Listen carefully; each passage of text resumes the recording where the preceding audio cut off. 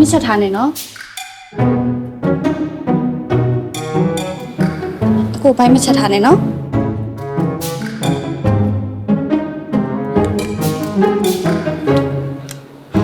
အကိုဘိုင်းမချက်ထားနဲ့လို့